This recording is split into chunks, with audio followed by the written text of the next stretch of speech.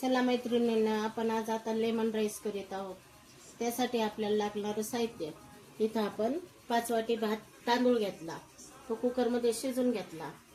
म्हणजे ते शेंगदाणे, उडीद डाळ, हरभरा डाळ, लाल मिरची, गाजर, कोथिंबीर, हळद, लाल मिरची, हिरवी मिरची, कढीपत्ता आणि लिंबाचा रस आहे तो भरपूर प्रमाणात घ्यायचा 1 वाटी, आणि जिरे आणि मोहरी.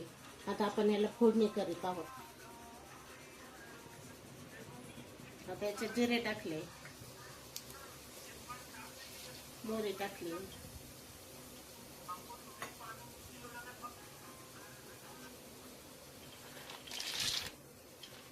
त्याच्यात शेंगदाणे टाकले,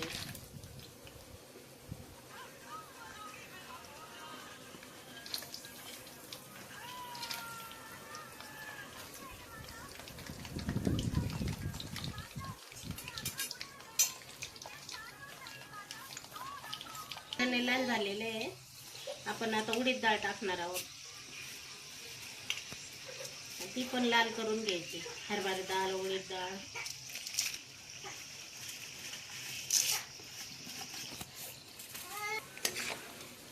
आता हे शेंगदाणे दोन्ही डाळी पूर्ण लाल झाल्या. त्याच्यात आपल्याला टाकायचा कढीपत्ता,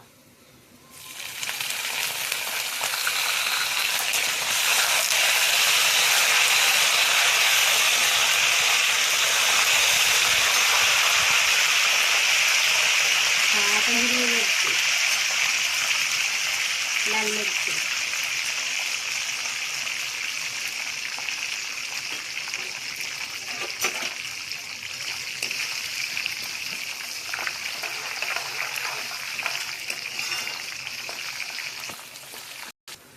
आता याच्यात आपण हळद पावडर टाकायची.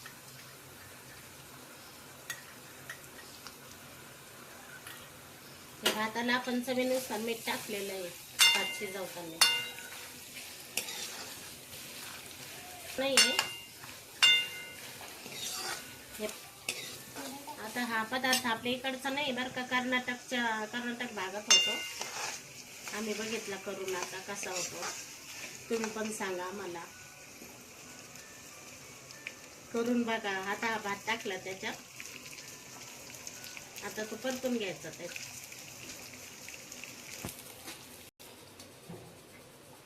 हे बघा, आता आपण असा भात पूर्ण परतून घेतला. आता त्याच्यात आपल्याला लिंबाचा रस टाकायचा, आणि त्याच्यासाठी ना कोलम तांदूळ घेतलेला आहे. चिकट भात नाही व्हावा लागत, तसा एकदम मोकळा भात पाहिजे नाही, कोलम तांदूळ घेतला. लिंबाचा रस आहे ना सगळ्यात शेवटी टाकायचं, पूर्ण परतून घेतल्यावर भात. आता हा लिंबू टाकून आहे ना आपण जास्त वेळ परतायचा नाही, थोडाच वेळ परतायचा. नंतर तो गॅस बंद केलेला आहे. लिंबाचा रस टाकून थोडं परतायचं. त्याच्यावर आता गाजर किसून घातलेलं आहे,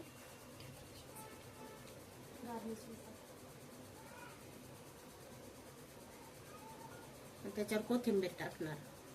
आपला भात आता तयार झालेला आहे. आता आपला लेमन राईस आहे ना पूर्ण तयार झालेला आहे.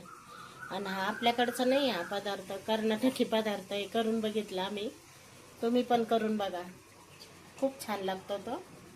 आणि व्हिडिओ आवडल्यास लाईक शेअर करा.